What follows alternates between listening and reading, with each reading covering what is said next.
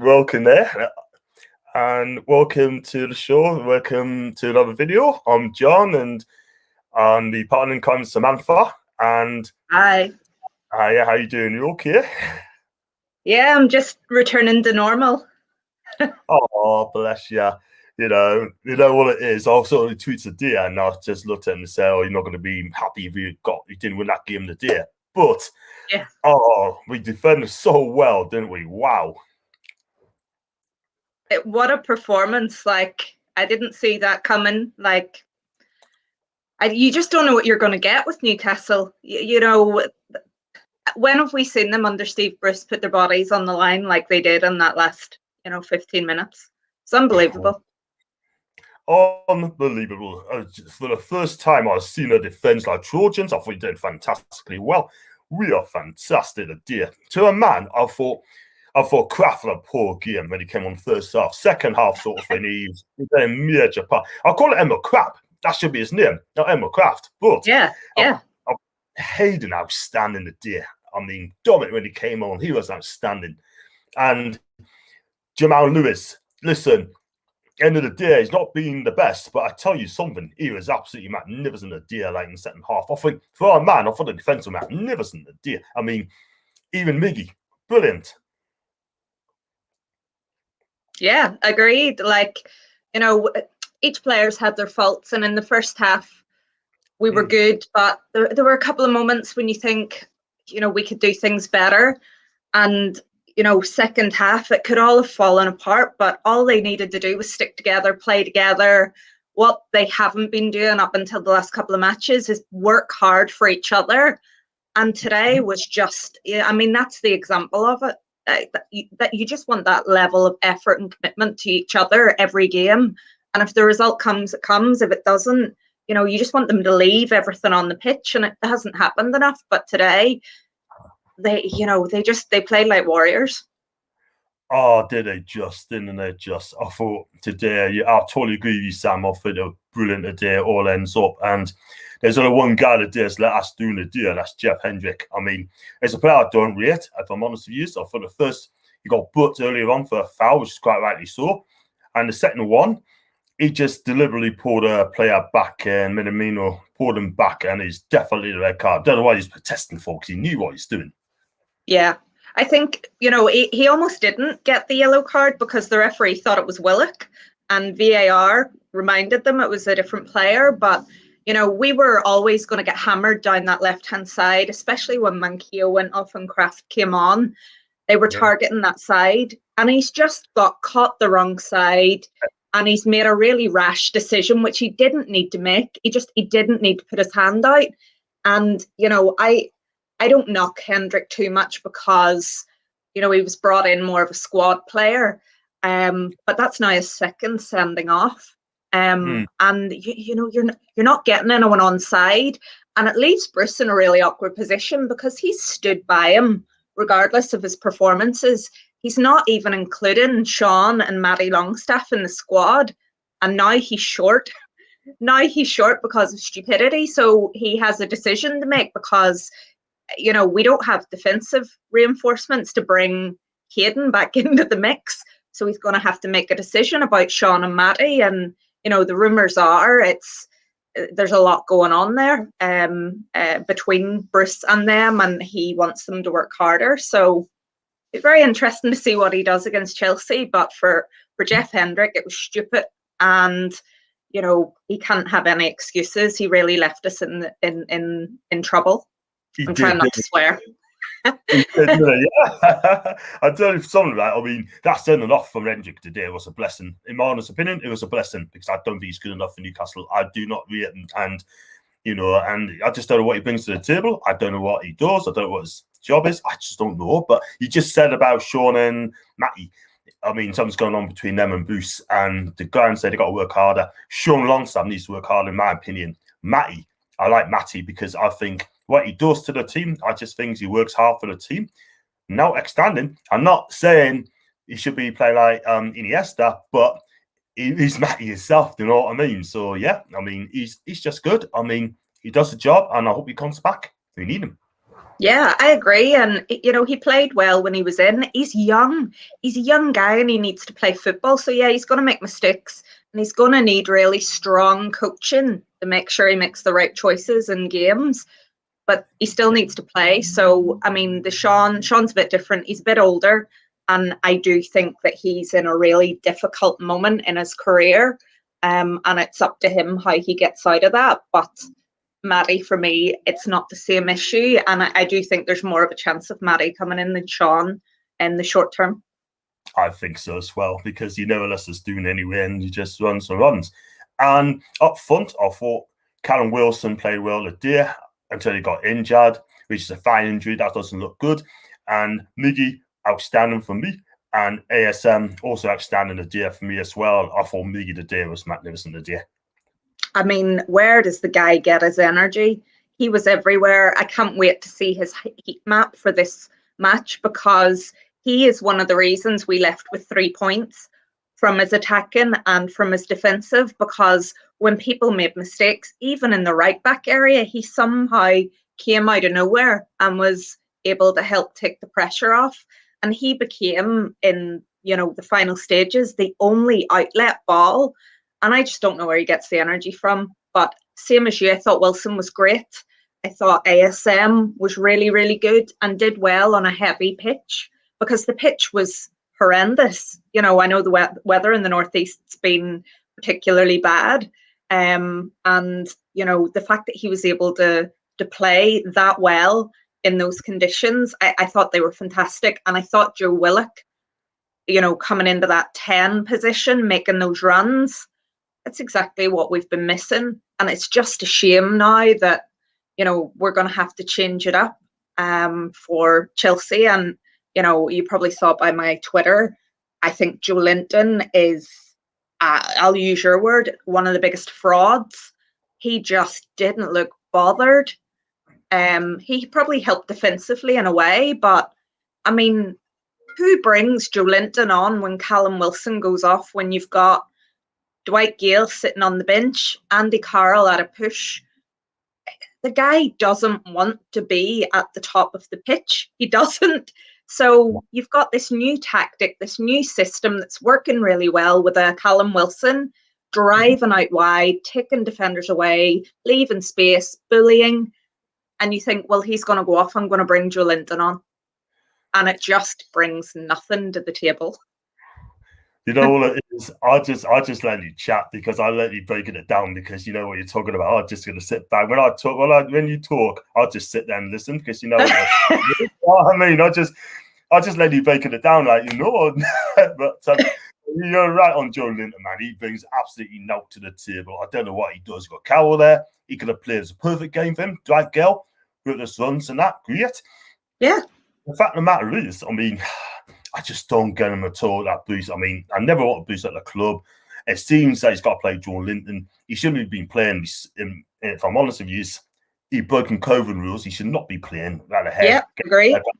You know what I mean? I think the club ought to be ashamed of themselves for bringing him back on. I'm sorry, but he could have passed it on to other players, and that would have caused a problem. Yeah, agree. The club's been so poor, they can say that they're taking the highest possible action. They'll, even if they give him a 3-week fine, the guy's on 80 grand a week. He probably paid hundreds of pounds for that little bit of hair that got shaved at the side. Mm-hmm. And then he makes the bench for the next match. That's not somebody that's going to learn from doing something that they shouldn't have. I do not feel that he's going to come out of that situation thinking that he's done anything wrong, really, and the risk that he posed. But for me, that comes down to the club. It's disgraceful. They should have made it clear that he had broken the rules by not having him in the squad. Yeah, now he'll probably start against Chelsea. I'll tell you what, though, if he starts against Chelsea, I'm not going to do me watch along next week. It's no way. No, I'd jump onto Steve's thing, but honestly, I mean, the fact of the matter is, talking about the club's an absolute disgrace. I mean, you got Ashley, doesn't care. You got Charnley, he's gone in hiding. I don't know if he's on furlough. I don't know where he is. You know what I mean? His head is big enough, right? Even his head is so big, we still can't even find the boy. You know what I mean? But the guy is just an absolute muppet there anyway. But I'm just going to give this quick messages first very, very quickly. And please stick a like on my videos, and also please subscribe to my channel, and also follow some Mamba 88 on Twitter. Is that right? Mamba 88 on Twitter. She is really amazing. I should chat to her about football. She's a pride of Northern Ireland, but there you go. And and I've got Tom Dixon's here, cracking win up the mags. And I've got Thomas as well. He's always calling me chat. Whoa, and he's enjoying it. I've got Gregory Torrentelli. Welcome to me chat. We're the lads. Get me followed. And the same with you, Richard. Please get me followed on the chat as well. Showing he's taking out a Matty in. Talking about John Joe Shelby, right? Obviously had a poor game today. He could have put us 4-1 up, game over early in the second half. His distribution's absolutely poor. Absolutely poor. His corners is poor. The free kicks is poor, you know? And he's not captain material. He's not captain material. And for me, I think he's done. Yeah, I am very strongly opinionated when it comes to John Joe Shelby, because I just expect more of a captain. I just find him lazy. And yes, he can have that great long ball. He sees things that other players don't. Absolutely, he has that in his game. He can play. His passing when it's good is better than anybody's, but that's not enough. And when you put the captain's armband on, you have to lead by example. And his set pieces are terrible. We conceded because of a free kick that he's taken that was so poor. Like, it was a really, really poor free kick. He then thought about going in for a challenge in the middle of the park, which he could have got in trouble for because it was such a poor attempt. And then they go down and score. Yes, you can call out the marking, etc. But that's the guy that is with you in the trenches. Now, I will give him some kudos because we won the game and he captained us through that, and he kept his position. You know, he kept everyone together, or he was part of the team that stayed together to get those 3 points. Mm-hmm. But for me, his mobility, every time I see him off balance or thinking about a challenge or somebody moving past him, because I think we've conceded like probably 4 goals as a result of him not doing his job, then you're in trouble. And again, it brings me back to the point of him having the armband and him being the example. So you see your captain doing that. Why do you feel inspired to do any better? And I think that breeds a real negativity and sense of, well, he's not doing it, so why should I bother? And I honestly think that can account for some of the problems in our team, not him specifically, but that sense of, well, he's not doing it, I'm not going to do it either. Exactly. And, you know, he's definitely not a leader for me, sort of thing. He's got edge in this game, and he gets booked a lot. He doesn't talk a lot, you know, and when he does the wrong sort of thing, the players don't challenge him as well. So you're right there, sort of thing. And for me, if the new owners came in, he would not be in my team at all. And yeah, absolutely. He'll not be in my team at all whatsoever. And there will be a takeover. I believe it will happen. And this guy, I wouldn't have been team, but which brings on to Jeff Hendrick. And just got from Jay, very basic for me. Shelby looked poor that day. Amiron drinks Newcastle Boone L. And this is Luca Life Arsenal fan said hello. And it's just that, really, I guess. And, you know, I just think Hendrick was, again, poor today. Like I say, lucky, he deserved to be sent off then. Best in disguise. But we talked about Shelby. Manculo's going to be a miss because he went off in early on. Fabian Scher, I think he's a decent lad. I think he did okay that day, but for him to come off with a knee injury, that's pretty bad. Yeah, I mean, if you're thinking about our defence, let's just remember that a couple of days ago, the transfer window shut, and we probably have one of the most injury, one of the defences that gets the most injuries, injury prone. When you look at our back five, when we play that, or back four, damn it, constant injuries. Jamal Lewis has had a couple of niggles. Kieran Clark's had injuries. Jamal Lascelles has had injuries. Shar has had a number of injuries. And then right back, they've had some on and off bit of COVID, but it's not a reliable back group in terms of being fit. We sold Yedlin, which I can understand because, he deserved to go and play football somewhere and the club didn't offer him a contract. So we've left ourselves with not enough people. Apparently, we tried to get someone in on loan on deadline day, the guy that ended up going to Liverpool. I don't know if I believe that entirely, because we have a whole month to do something and we decide on the last day that we're going to try and get someone in. And it just so happens that Liverpool make a move and off he goes. So we've left ourselves in trouble. The one shining light for me, as you mentioned earlier, was Paul Dummett back. I wasn't sure about his fitness. He was brilliant beside Hayden. You know, you saw him trying to pull the defence up, trying to keep everyone together. And for me, you know, he's going to he can drop into centre back and play there, but we're really stretched, and we don't need any more injuries. And certainly from the point of view that Steve Bruce will use them as excuses, there we go. We've got more excuses. We've got Manquillo out, which means we only have one right back at the club now. We have Emil Kraft. We can't even put Hayden in there because we need him in central defence. Yeah. Like we're robbing Peter to pay Paul all over the pitch now. And for me, that is completely down to Lee Charnley and Steve Bruce. Mike Ashley, yeah. I mean, you have to persuade Mike Ashley to to part with his cash. And these people are really unable to do that when the stakes are so high. And that for me is not good enough. I totally agree again, Sam. Again, I'm just listening to you and you know what you're talking about. And you know what it is, right? You just mentioned there about Ashley, part of his money. He wasn't going to spend any money anyway because he said he's going to sell the club. And, you know, he's going to be thinking, what should I spend any money when the club's up for sale? And Lee Charlie, he can't even organise out. He's absolutely with constant transfer dealings as well. He couldn't trust him. But I did not believe a word when that Turkish lad, Turkish German, I think he is, saying that was after him. And that's just PR. So if I don't believe that for a second at all, they're just saying that to keep our fans happy. We're not stupid. Yeah. But it's happened so often that the PR spin doesn't work for us anymore because there have been so many lies. So, you know, we'll see what happens over the next couple of games with the injuries that we have. But, you know, we've got a Joe Linton up front or a Gale or a Carl who are both injury prone. Yeah. We've got centre backs that are injury prone, you know, so we'll see what happens. You ain't got to have a squad, you ain't got to have a team. You know what I mean? Yeah. So, but it is what it is. So, like I said, guys, please like and subscribe to my channel, and Steve, please follow Samantha as you can see on the screen there.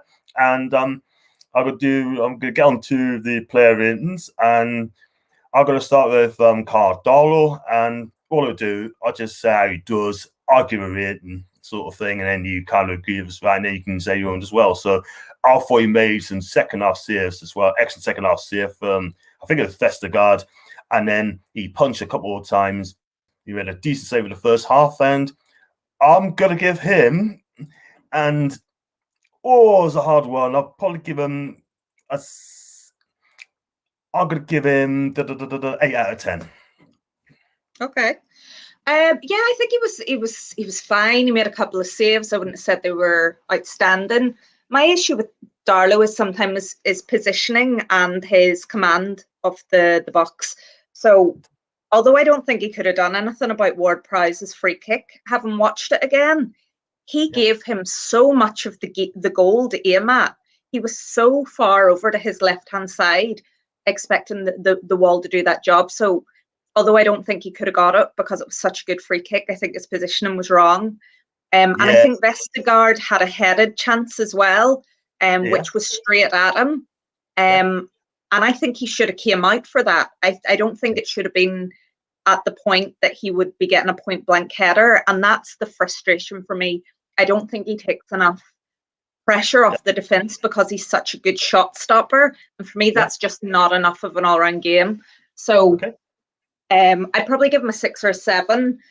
Just a little bit frustrated with some of his decisions, and I thought his distribution was really poor again. Can I relegate that to downgrade to 8 or 7? Can I do that? Yeah, I got one by now. I think you're right. I'm going to give him. I started at 8. I'll give him a 7 out of 10 because I've noticed as well when the free kick came in. I think it was, and he completely misjudged it as well. So I'm going to downgrade to a 7. But I was a bit too kind of that one sort of thing. So yeah, I'm going to give him a 7 out of 10. And I could have given him an 8, but hey, what can you do? Give 7 out of 10. So I'm going to give Javan Mikudo. I thought he did. I think he played out today. I think he ran himself to the ground today, I thought, and defended really well. And he held his decision in great. And he went off injured as well. So for that base, I'm going to give him a 7. Yeah, I would agree with that. 7 out of 10. Fabian Shah, I thought he defended actually during the game, but it was obviously some pain. I think he defended really, really well. The goals is not down to him, obviously, but the first goal we conceded, I thought our Shelby's folks I'll come on to later on, but Shah defended really well. I thought I'm going to give him a 7 out of 10 as well, I think. Yeah, I think he was fine. I mean, he's a certain type of defender. You know, he didn't do anything necessarily wrong. His positioning might have been a little bit sketchy for their first goal, but you know, I think he's looked calm. And there were a lot of rumours that on deadline day he was going to go to Italy, and he didn't. So, you know, if that happened and he's got no new contract, I mean, I'm sure he's finding it tough to keep his head in the game at the minute. I don't think he'll play again this season, and hopefully, you know, fingers crossed that doesn't put him in doubt for a deal elsewhere with it when his contract expires. But yeah, I think 7's fair. And also, according to the Chronicle, one of the newspapers said they got an option to trigger this contract to another year. And if that is true, I think that's great for us. And whether that's true or not, but they can trigger this contract. And I think it'd be great if he stayed another year. And you're right, he could have gone to Italy. Inter Milan wanted him as well. And if he played under Rafa that way, then I think he'd be a good addition in Milan. But at the end of the day, I think, you know, but I hope we wish him a speedy recovery as well. I do like him. I think he's a decent defender, and 7's about right for me. And you go with 7? Yeah. The one thing I would say is, and I know it's just not the same club anymore, but if the club has any heart, if this is a bad injury for him, that they trigger that contract extension and make sure that they look after him. Because I would hate to think that because he's injured, they won't take that option and he'll be left with a bad injury without a club. Exactly. And I just hope they do that straight away. If they care about this club, and this football club doesn't care about anyone. Let's be real. The way they tried Yedlin, right, of the visa problem, right, they didn't give a monkeys about that. And Lee Charnley, again, was in charge of that. Got it absolutely wrong. I hope they don't do this to Fabian Sharp. If they do that and treat him wrongly, I tell you what, it's going to be problems. They've done it to Jules Gutierrez as well, when he had that cancer as well. So remember that? And I wouldn't be surprised if they treat a Shah like crap as well. I wouldn't be surprised. Yeah. You know what I mean? So just got a couple of messages. Andrew Seaton said, even John and Sam, love watching Ladies' Night on the Monday night. By the way, Sam.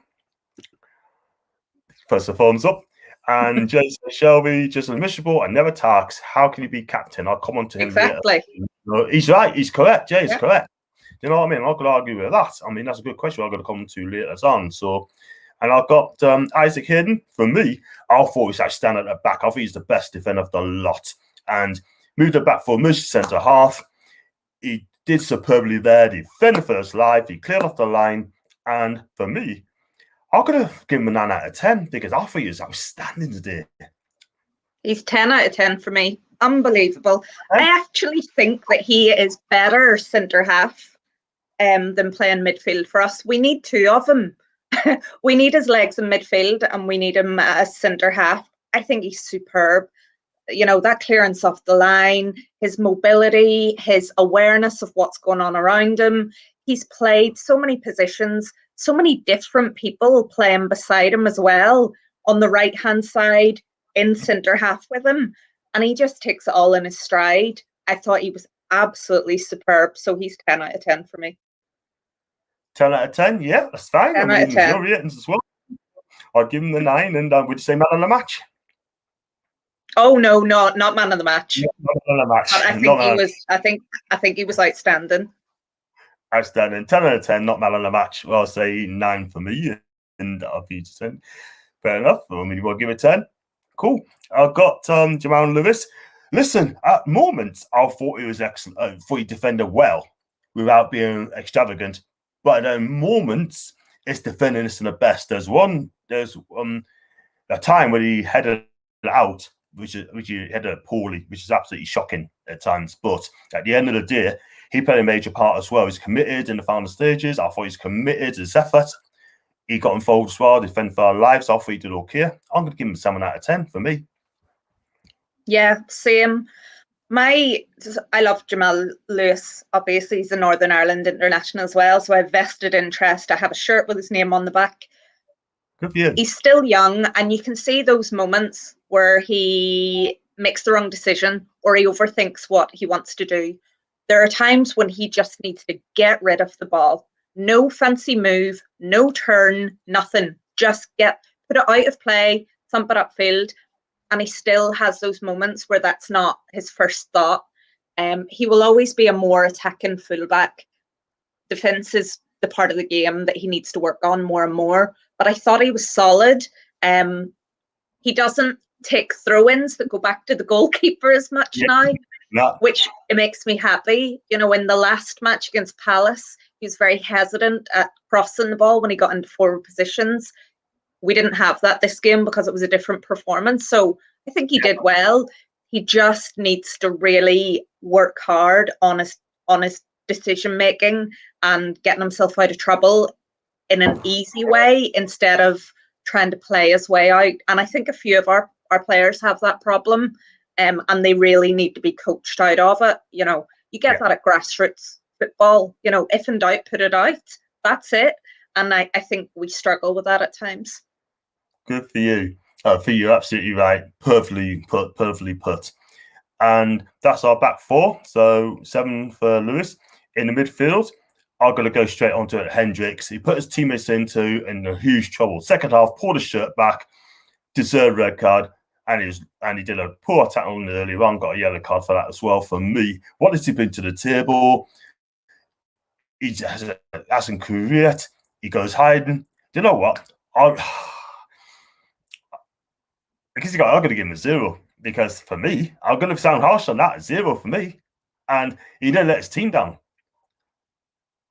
Yeah, I would agree. I don't want to give him a mark because I didn't really understand what he was bringing to the game. He looked lost. He was positionally very poor, and he ended up getting 2 really silly yellow cards. And the first one, it could have been a red. He could have been sent off for that tackle that he got a yellow for, because it was a slippy surface, and that's probably why he didn't. But he was out of control, studs up. Should have been, for me, maybe not should, but it really could have been a red. If VAR seen that, if VAR saw that, he would have been gone anyway. Because I was doing my watch along and with Paul, and basically, I think he mentioned as well VAR as well, sort of thing. But I was a bit too slow on that. But that's a poor tackle. I've seen red cards being given for that as well, mind. Yeah. But I can tell you one, had it been an Arsenal player, he would have been sent off. Like a Granit Xhaka did a something like that. Exactly. He would have been off. He would have been off. Know what I mean? So I got some Arsenal fans watching this anyway, but you know, and before I come on to John Joe Shelby, I've got a few messages come up as well. Aaron comes on me show as well. Said if we get round and getting better central midfields, Hayden can really reinvent themselves as a centre back, especially in the world where so many teams want to play out from the back. Isaac Hayden can play out from the back, no problems at all. Jay I like Lewis. Yeah, he's coming on fine. And Chipar said Hench should never play for us again. And they said, yes, Sam, could have been a red card. It was a poor tackle. It really was a poor tackle there. And he was lucky to stay on the pitch as well. But now, Jeff Hendricks is 0. Sorry, 0. And I go straight on to John Joe Shelby. Wow. What can I say about him? I mean, if you look at him, I think he's a talent, yeah. He on his day, he can play football, yeah. But unfortunately, for me, he doesn't show it enough. He doesn't do enough. For me, he's our Mesut also, if you want, you know, plays when we want to play. Do you know what I mean? But I'm not saying, I mean, Mesut also's levels above Shelby, by the way. But for me, he should have put the game to bed early in the second half, 4-1 up, screwed it wide.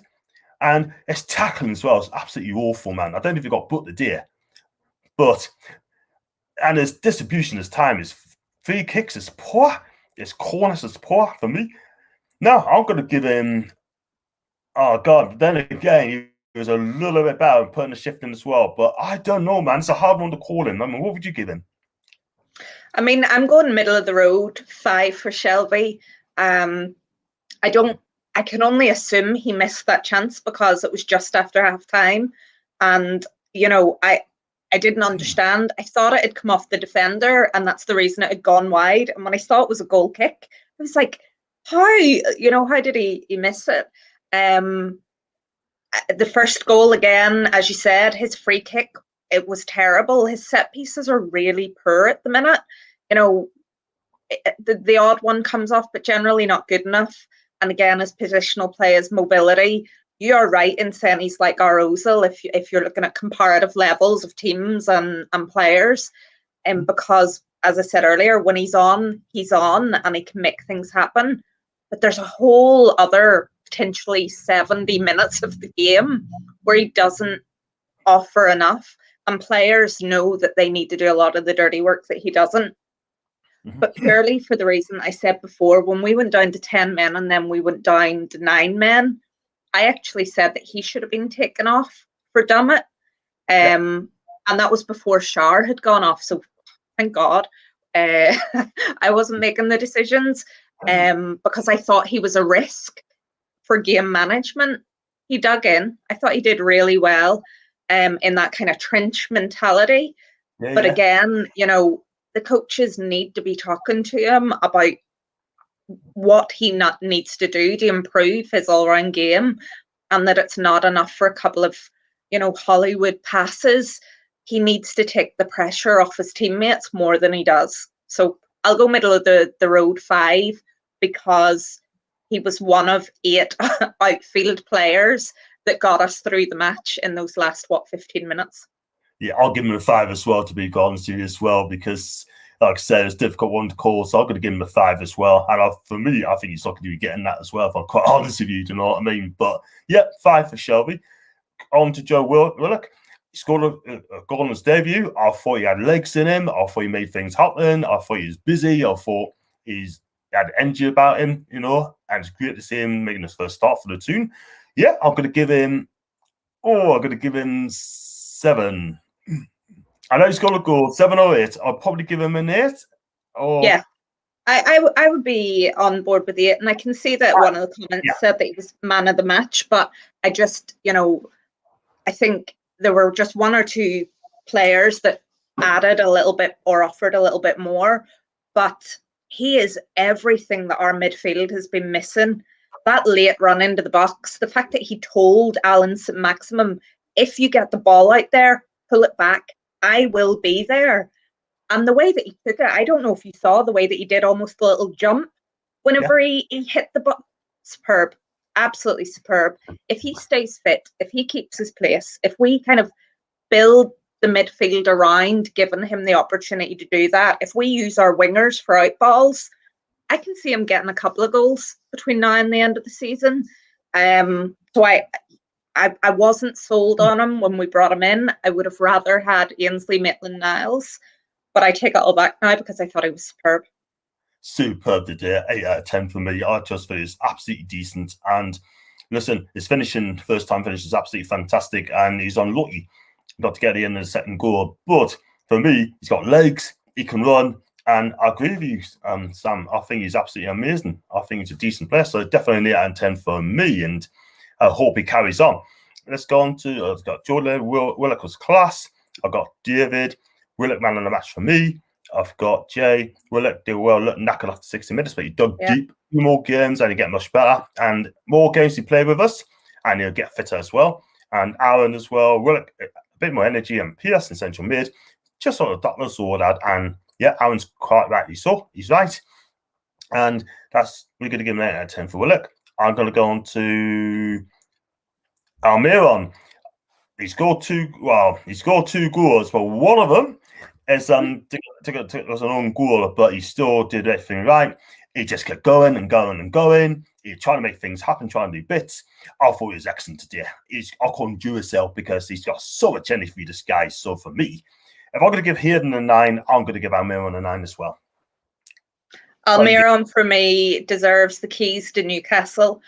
I think that's maybe the best performance I've seen him put in a black and white shirt, because we said it earlier, I need to see his heat map. I need to see the kilometers that he covered. He was everywhere.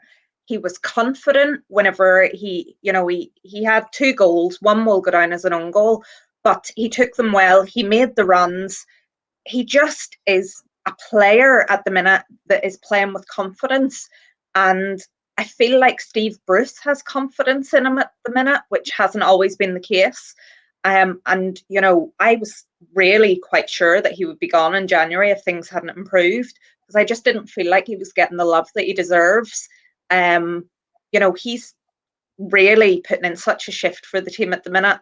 And I thought he was outstanding, and I hope it continues. And I want to see him play with a smile on his face, because I honestly, I said it on Twitter earlier, I look forward to the day that Almiron's at the club and Steve Bruce isn't, because I just think he's really so important to the team and so important to the fans as well, because we've been through such a journey with him. We had to wait until that match against Palace when he got his first goal. And I mean, it was the most emotional thing. He cares, and he just runs his socks off for the team. He's unbelievable. I'll tell you what, well said there, Sam. I mean, this guy loves Newcastle. You can see he's got a smile on his face. He's happy in his position now. He's number 10. He's enjoying it. He's absolutely enjoying it. And you know what? I'm so made up for this guy, because I love this guy. He works hard. He's a dynamic player. That's what we need at Newcastle. And he's just an awesome player. Always has been, do you know what I mean? But look, at the end of the day, I mean, I can see him getting more goals if playing the 4-3-3, and we have to play 4-3-3 against Chelsea on next week, no doubt about it. Got some more here. No doubt we'll go with Cholji now, and go back to, just read that one. 10 out of 10 for Almiron, 11 out of 10 for Almiron by Chapaz, and active and again in a 3, Wilcock Hayden. And one I'll probably show we have different attributes that really complement each other. Then Miggy, head of the diamond. So it looks like a 4-3-1-2, like Miggy has a 10 role, and up front it'll be Wilson and ASM. But talking of ASM, I thought he was decent today. He set up Newcastle open 2 goals, and for me, we badly missed him with his creativity, with his runs and his skill and his wing player. A lot of people say he's being found out, right? Because the second season, first season, he got away with it. Second season, they know what he's all about and they can work him out. But today, I thought he was outstanding. So I'm going to give him an 8 out of 10 for ASM. Yeah, I think I'd probably give him a 7. Even if he's found out, how many teams put 2 players on him to mark him? So he's automatically drawn 2 players away whenever they know that someone's going to pick a pass out for him on that left-hand side. And you have to be smart enough to exploit that space and have the team set up to know that he's going to drive players away. So you have to have those supporting players, which is what we didn't have. He makes such a difference to the team purely because he's that out ball. And he does have tricks. He does go down too easily. He frustrates me. But I thought he defended really well today as well. He wasn't there for the last, everyone behind the ball. But throughout the game, I thought he gave Lewis good cover. He did his job, and he got an assist. And that's all you can hope for. He didn't really get any chances himself, but I think he did his job really, really well, created space and ran himself into the ground on what I mentioned earlier was a really heavy, waterlogged pitch, which could have caused him some problems with his muscles. So fingers crossed he's come out of it fine. But so good to see him back and not being sulky, because I think he was a little bit sulky before he went, he had the COVID issue. So yeah, great to see him back. Great to see him back as well. It's great to see him starting the game. But what I like to see with Steve Bruce, I like to see him play ASM and round 3. He did come out and say he hasn't had a chance to see them both played, but yet he hasn't had that chance yet. But we see how those 2 do, because at the minute I could see Fierce are going to be eventually be a starter sort of thing when he gets up to the speed. But he'll come good round Fierce. I believe he will. But yeah, you're saying 7. I'm going to stick to an 8.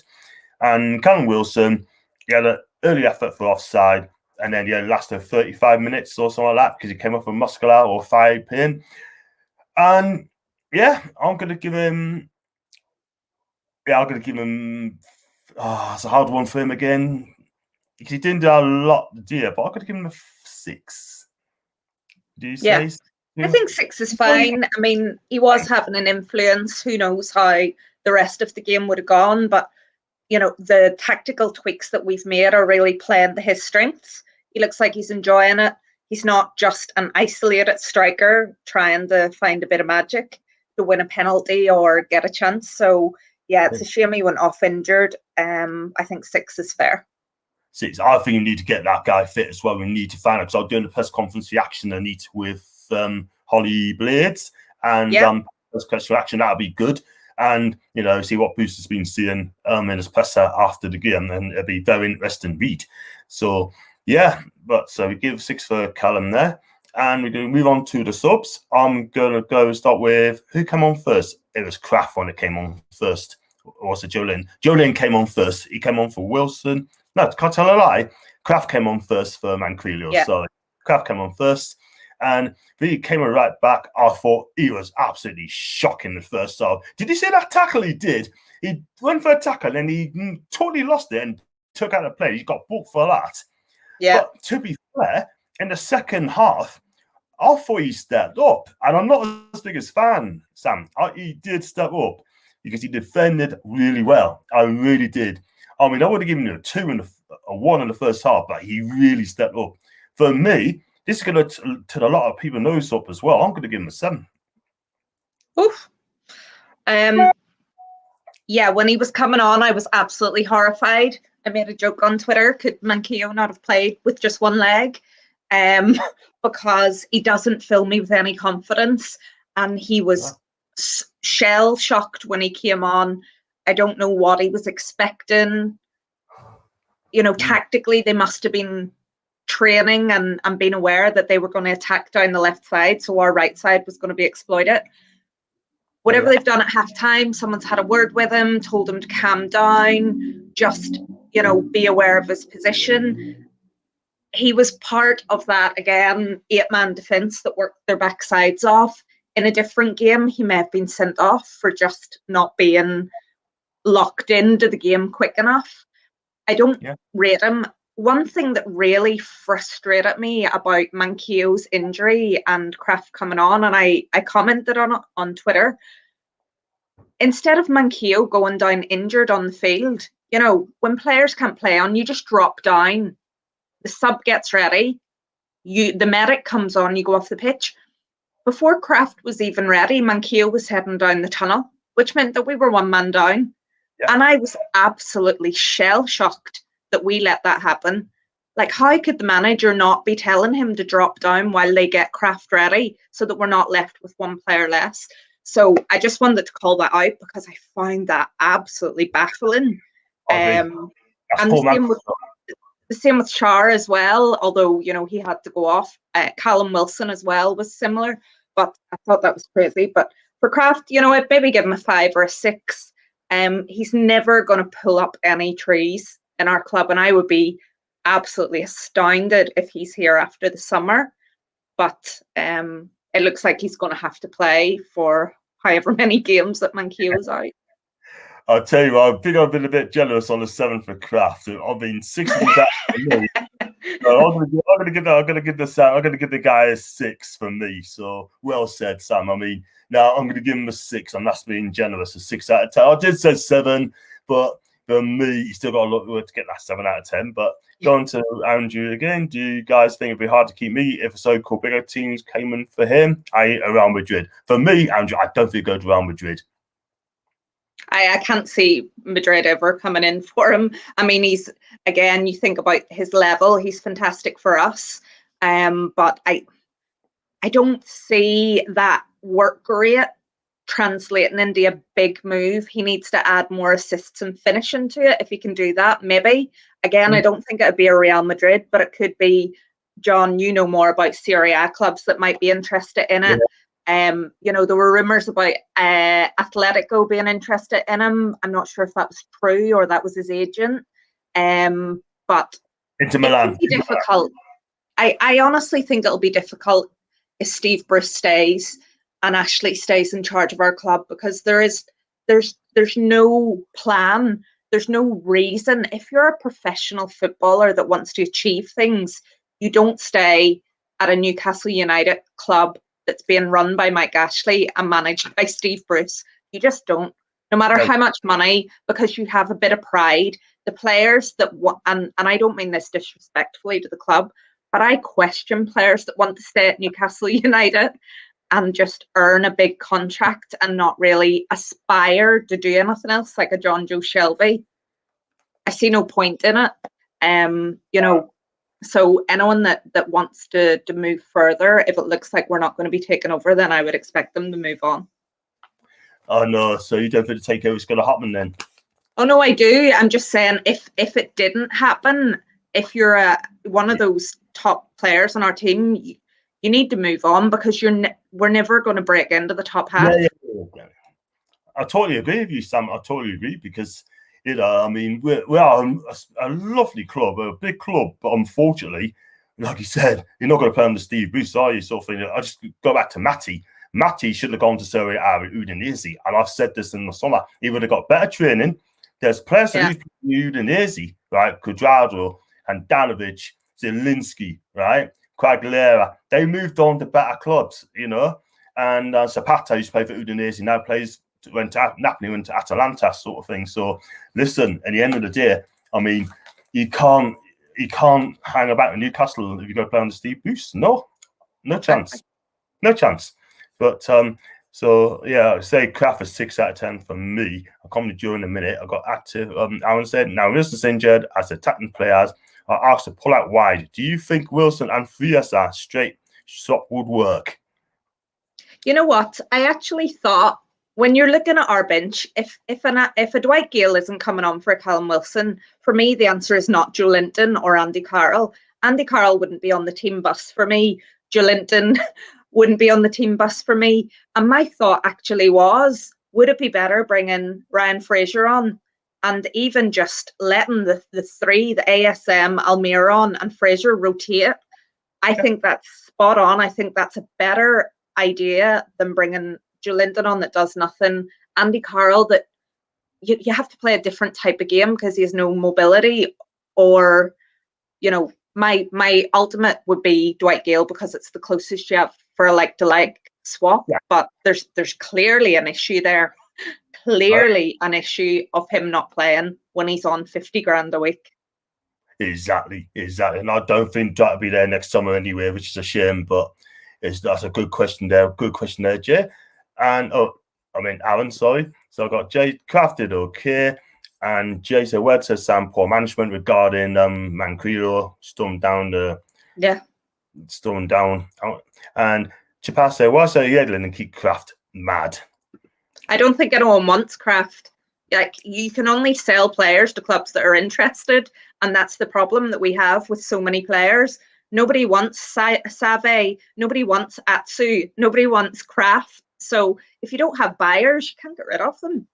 Exactly. I know on massive money a week as well. And, they're going to say, you know what? I don't want to move away because I'll get good wages here. I don't have to kick about Newcastle. I'll just pick up the wages. I'm chilling. You know what I mean? I'm chilling. I want a big fat signing on fee at the end of my contract. That's what they're looking at. You know what I mean? The agent must have telling them, man. You know what I mean? They're not daft. Not daft at all. And, yeah, spot on. Andrew said, Tom said, Miggy, ASM, workout work their socks off today. Totally agree, 100%. And Jay saying, girl boost problems. You would assume so. Like, he, whenever it was getting close to Christmas, he wanted Dwight Gale to get a contract. He was very vocal about it. He wanted to keep him.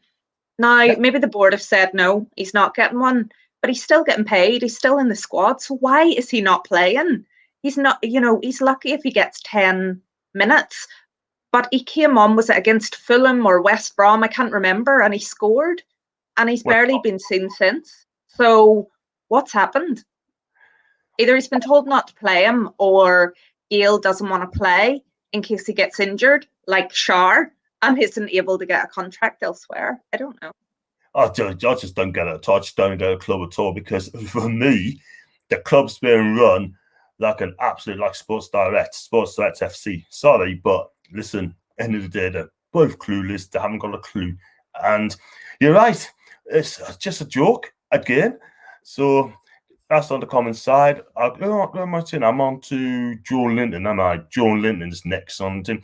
He didn't offer much going forward, but he slotted in a makeshift wing-back position as well. At times, when he gets the ball, he's trying to show off his skills at the edge of our box, which is a very, very dangerous thing to do. And he's done that twice. And got away as well. But my God, I'm not being funny, but at the end of the day, it's just an absolute joke. It really is. I mean, I never want to see this guy play football for our team again. It offers absolutely no. He jogs about. He doesn't run. He doesn't press. For a big lad, 6'2", right? He should be bullying defenders. But actually, his shooting is weak. His head ability is weak. And the Premier League is not for him. So for me, I'm sorry, but I know he's been going to get something like 6, 7 out of 10 for his work rate. I'm sorry, I'm giving him a 4, and he's lucky to be getting that. Yeah, I would be the same. I think he's more comfortable in defensive positions, but he would need a lot of coaching not to do those silly things on the edge of the box, like you mentioned. What people have talked about, we'll think back to the start of the season. Whenever Joe Linton was playing and people were saying, oh, but he wins us free kicks and he puts himself about a bit. It was none of that today. We were crying out for him to try and win us some free kicks with his presence. We were getting none of it, never mind any attacking intent. And yes, he's 6'2" and he can't hit the ball. He doesn't have physical presence. John Joe Shelby's 6 foot and he doesn't really have physical presence. We're somehow not blessed with tall people that have physical presence. So again, the point I keep making, he was part of the 8 players that got us those 3 points in the end, but he's not a striker. I don't know what he is.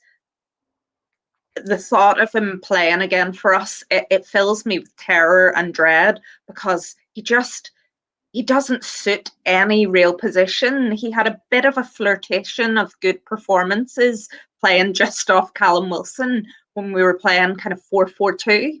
But that's one formation in 18 months that he's looked semi-comfortable in. That's not enough. I'd be letting him go for 5 million if anyone would pay 5 million for him. I'll give him away. I mean, 3 goals appearances is not good enough for Newcastle at all whatsoever. 40 million pound for that. I tell you what, I said it before. Whoever sanctioned that move should be charged for the deception, because at the end of the day, because they should be sacked for the deception or charged for the deception. So listen, at the end of the day, Rafa Benitez didn't want him. Yeah, my captain wanted him. They didn't listen to Rafa. Rafa left the club, which I don't blame him at all, and they got Joe Linton technically behind his back. So for me, I'll get rid of him. I'm sorry, but who coached him when he left Hoffenheim to come to Newcastle? Julian Nagelsmann. Now he's at Leipzig. Yeah. Right? Yeah. If you play for a coach from Nagelsmann to Bruce, that is a big climb down, man. Yeah. That's a climb down.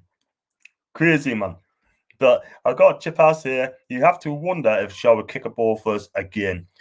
They're going to trigger. I reckon they're going to trigger his contract. If they don't, then I'm sorry, the club are absolute disgrace. But you don't know what's coming. Yedlin's not allowed to play for the club again.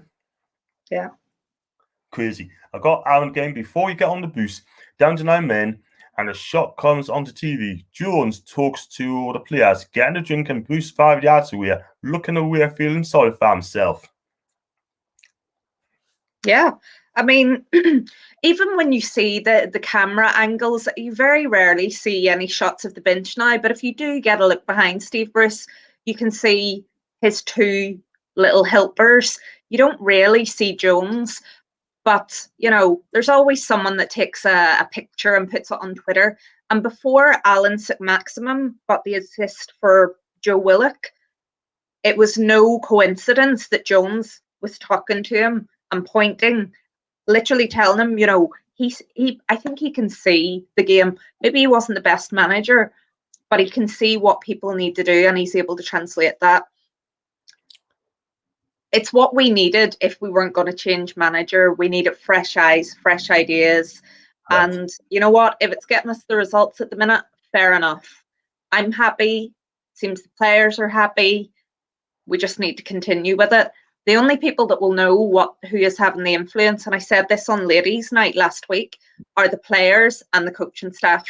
We can only guess because Newcastle United as a football club has the most closed communication I've ever encountered, and COVID has been the best escape for them.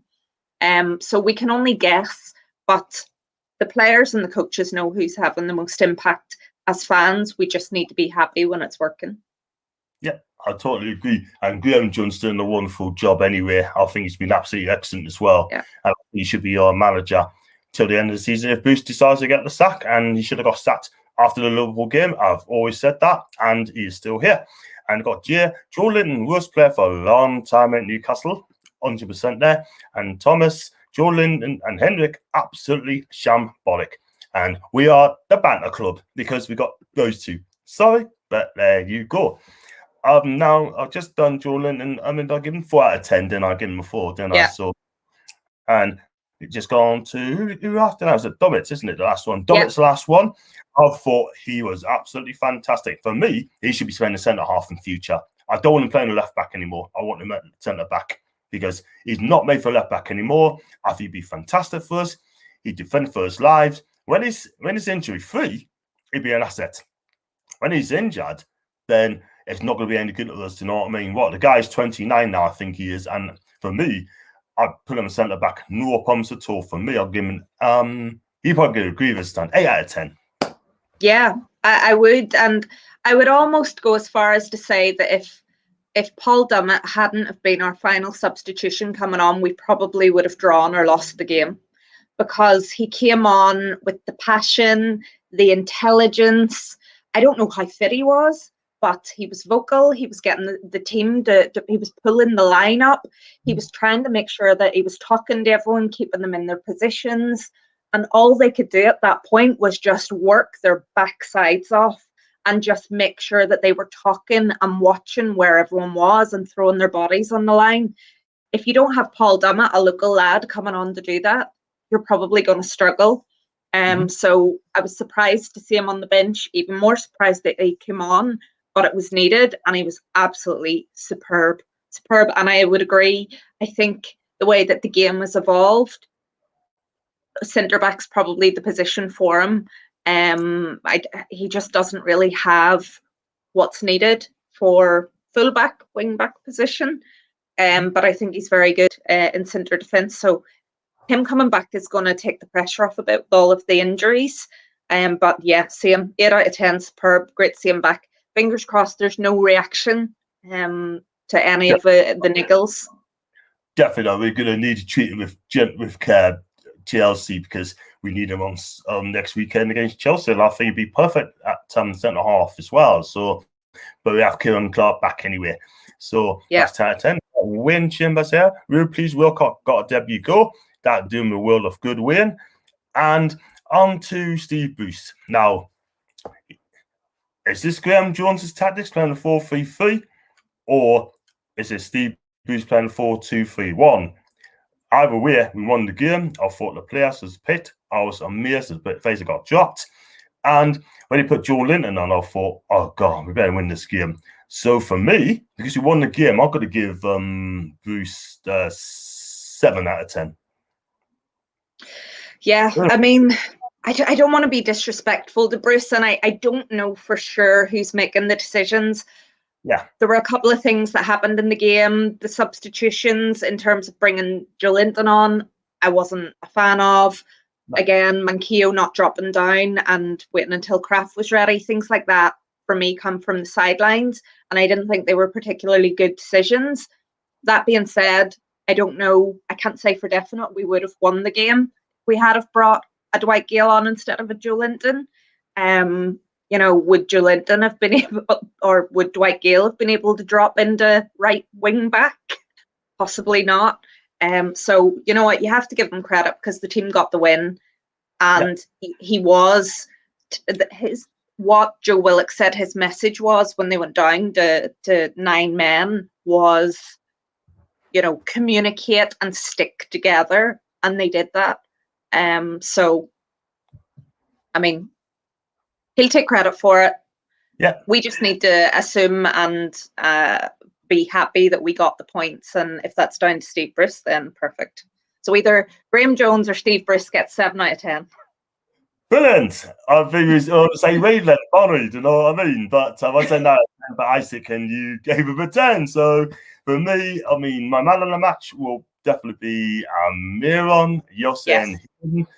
And I think Hayden's very, very close. And I think now, I mean, I think it was Aaron said that if we play Isaac in the centre half in the future, I think he'd be decent in the centre half, you know. I really do. That could be the position for him all the time, you know what I mean? It could save us millions in the transfer market, but we still need players in the summer. But we got 12 players out of contract anyway in the summer.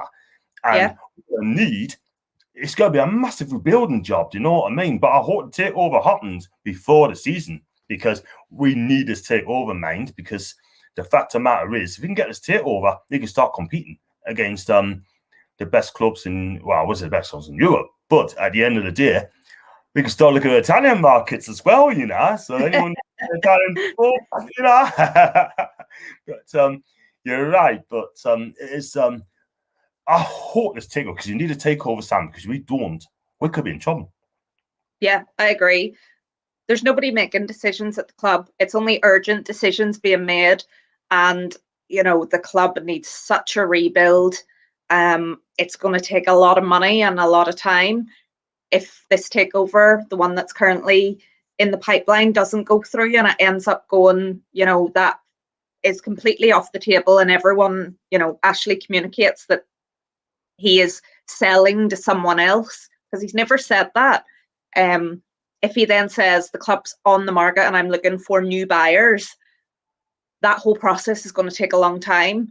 And I said it earlier, the thought of Steve Bruce being in charge of our club next season just really, you know, it's the biggest dark cloud. And I don't want that to be disrespectful to him, but, you know, a rebuilding job from Steve Bruce doesn't inspire me with any confidence. So fingers crossed something happens, takeover related, but whoever's coming in, there's just so much work to do. It has to have the right people, the right chairman or managing director and the right manager doing it for the long term, not just putting, you know, I joke, putting plasters over open heart surgery, which is what it feels like we're doing constantly at the minute.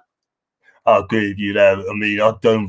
Steve Bruce at the club next season feels as a dread, to be quite honest with you, if you know what I mean. I have to say that. But I was just going to come to Burn in a minute about the takeover. But I got your pass again, Sean. There's no coincidence in our improvement since Jones has come. He has made a difference. For me, he's made a difference. Stepped up. Yeah, he absolutely has. You know, Steve Bruce has been saying we've been a work in progress for 18 months. 18 months. He's been trying to change and do this and that, and he's changed that many times. Nothing has worked.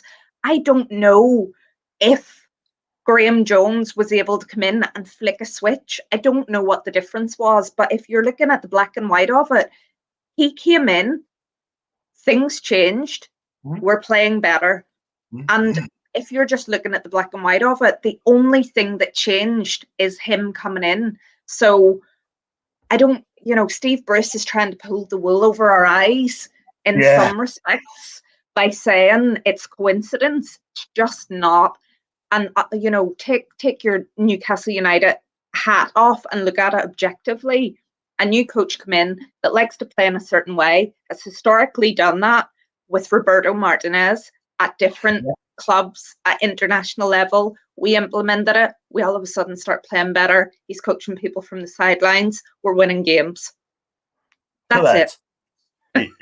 Exactly. You're right. Again, I mean, you took us in good sense, Sam. You really, really are. That's why I just take a step back. And the thing that I mean, you should be what do you call it, on union rep as well for Newcastle United, because I think you do a fantastic job, you know. But I think I'm too outspoken, John. Hey, no, I employ you, no problems at all. I just say you're going to be your union rep in Newcastle. Holly Blade should be working on Sky Sports. I think she'd be amazing. She's only 16.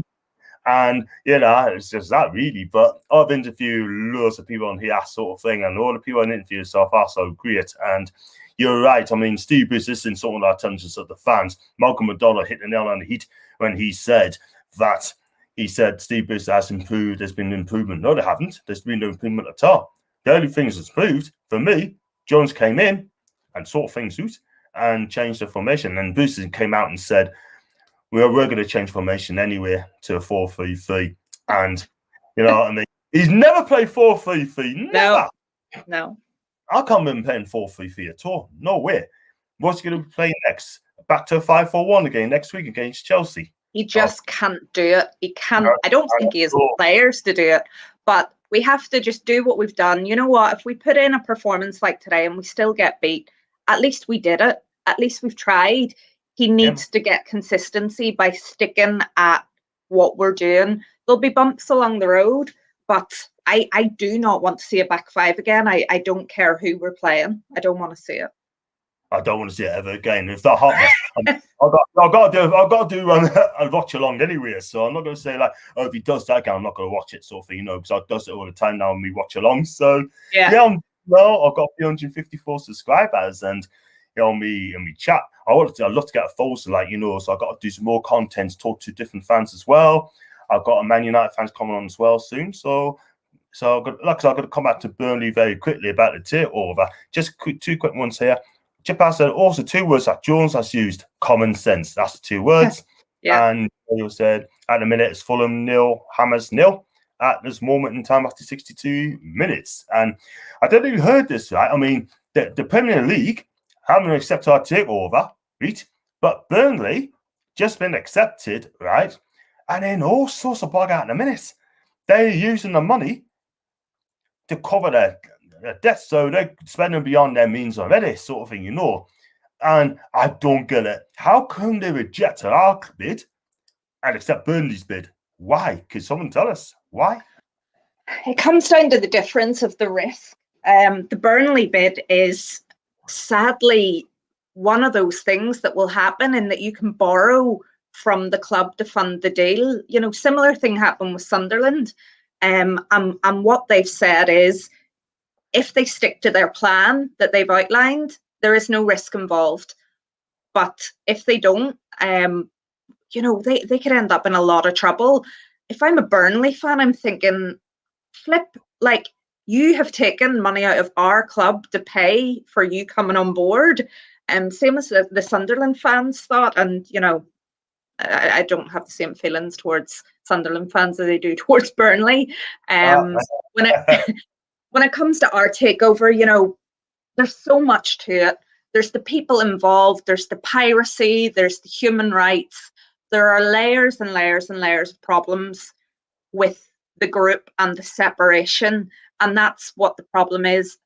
And again, you know, if they can sort out the TV rights, if BN Sports can be showed in Saudi Arabia, which is going to be sorted out because they're going to be hosting the World Cup. And it has to be, you know, they are coming towards reconciliation of relationships purely because of that. Nothing to do with Newcastle, but because they need to clear the air travel corridors for the World Cup. Once those things start to change, there might be movement, but I know people are frustrated because it looks like it's just our deal and not others. The amount of layers included in our deal, and I don't want people to forget that Mike Ashley is the one pushing for this deal. He could have walked away and taken somebody else's money, but he hasn't because he's greedy. He's an absolute greedy, arrogant fool who is holding our club in limbo so that he can get what he wants. He could have said no, walk away, find somebody else, because apparently there's always interest, and sell for less money. Yeah. But he won't do that because of the kind of character he is. So as much as people want to blame the Premier League and the decision makers and Richard Masters, etc., don't forget that Mike Ashley's the one that is holding out for this deal, and he's keeping our club in limbo while it is, you know, being held together by a thread. I totally agree. I mean, he's just ruined the clubs. I mean, he as fans are suffering from this as well. He's got no regards about our fans. He doesn't care about our fans at all whatsoever, Sam. Do you know what I mean? He doesn't care. All he cares about is himself and the money. That's all he cares about. And you're right. He could have sold it to different people. Do you know what I mean? But he needs to tell us what's going on with the Saudis, what's going on with the appeal from Nick DeMarco. Nick DeMarco needs to tell us now where we're at this moment. Is it going to go to court? Because I'll tell you something, if it goes to court, in my opinion, right, the Premier League do not want that. The Premier League are probably thinking, you know what? I don't want to go to court. I don't want to get my name thrown mud at this organisation, so you must just give them the takeover, because this could have got taken over. Because, I mean, Steve Wraith, listening on Talk Sport, all right, my guy, he said on Talk Sport once that Richard Masters could have approved the deal because he's blaming the Premier League why it's not been taken over. Yeah. And, but he's right. And, man, we need to take over for all the right reasons, man. We do. I've got Eric here. Evening, mate. I hope you're well after that game. It's fantastic result, Eric. And he's no one's on my chat as well with his wife, Stephanie. I've got Chipaz. Burnley's taking over. Was only approved as they're American and no danger to the top 6. And Jay as well said, cost they're American. Yeah. Crazy, man. Crazy, man. So I was going to say, I'm going to try and wrap this up very quick as well. I know you're quite busy last sort of thing. So, yeah. So we got Chelsea next week and we got Manchester United as well after that. And then we got, I think it's Wolves at home. I can't see us getting anything from Chelsea because he just changed their manager, haven't they? Tuchel. Yeah. I mean, they barely concede a shot on target, never mind a goal. So, yeah, I wouldn't expect anything. We need to see what we're looking like in terms of injuries, but I would say nothing from Chelsea. Maybe put in a performance against United. As long as we don't play the 5 at the back and just try and defend, we give a good account of ourselves. We may be able to get something maybe from the Wolves match, maybe something from Man United. But again, it's just around what injuries we have, who's available. I think Callum Wilson's going to be such a miss. Such a miss. So, we just have to see. This 3 points today was so vital. We just need to keep chipping away. I would say we need maybe 10 points until the end of the season. I think it's going to be a low bar, and that will bring us to 35. So the 3 points today, I can't stress enough how important they were, because we could have gone on a bad run again. If we don't get anything out of United and Chelsea, Man United and Chelsea, then I'm okay with that. We just need to, again, give a good account of ourselves. Just put on a show, do what you're done to do, defend well, and just put in the shift in. That's all we ask for. We're not asking to play free-flowing football like Real Madrid and Barca.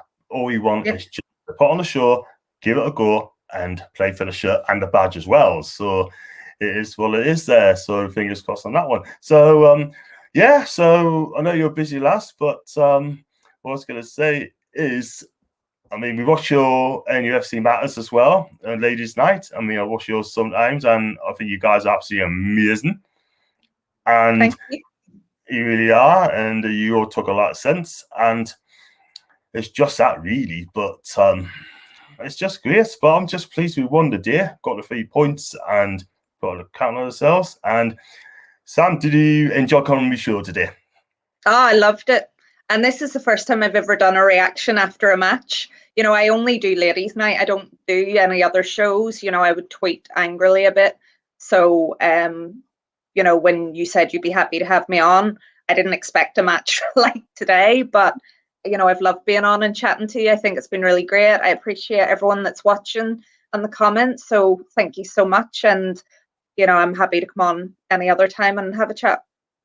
Sam, you know what? You're always welcome to. I'm always on the chat, and I want to get more subscribers on here. My dream is to get 1,000 people. I want to interview not just Newcastle fans, but I've done with Sheffield United fan, I've done with Man U fan, I've done with 2 Palace fans the other day, and they were quite glad to come on with me chat. And you know what it is, right? I think you're absolutely amazing, and I've always wanted to go on with chat, and thank God I got you on there, man. And because you talk sense, and I want to get Sav, I want to get Kendall, I want to try and get all the big names on there as well if I can. If I can do that, that'll be absolutely amazing. Whether I get that chance, it's going to be a long shot, but you just never know. Sam, it's been fantastic chatting to you, babe, and make sure you come on the show again. You want to come on the show again, don't hesitate. just ask us. I'll offer you Perfect. there. And enjoy the rest of your weekend. And I could say I'm just blessed. Oh, It's just like chatting to a superstar, you know what I mean? And I got Holly Blade's coming on soon, and that's about 8 o'clock. And I sent her a tweet, and yeah, all I can say is thank you very much for coming on again, and I'm blessed and enjoy your weekend, and away the lads. away the lads. Love it, John. Take care. You're too young and See you serious. soon. Bye. Bye. Wow, that is Sam from MUFC Matters. I mean, so blessed to her to be on there, and thanks so much for coming on my show. And she's definitely come back on again. I'll make sure of that. And she is so switched on. So, like I said, I've got to wrap this up real quick because I've got another one to do at 8 o'clock. And if you like all of my videos, could you please stick a like on my video, subscribe you and you, and leave your comments in the sections down below. And also follow me on Twitter at JohnNufC42. I'm also on Facebook. I'm also on Instagram, which I need to pull up on the Instagram page as well. So listen, go and get some tea. I'm going to have my tea now. I've got lasagna on the go with a bit of bread. I'm going to be packaged. I'm going to be hungry. And then when I've done, it'll be Holly's turn. So please join us for that 8 o'clock. And I'm going to send a link out. And thanks so much for joining us. Until then, away the lads. See you later. Bye now.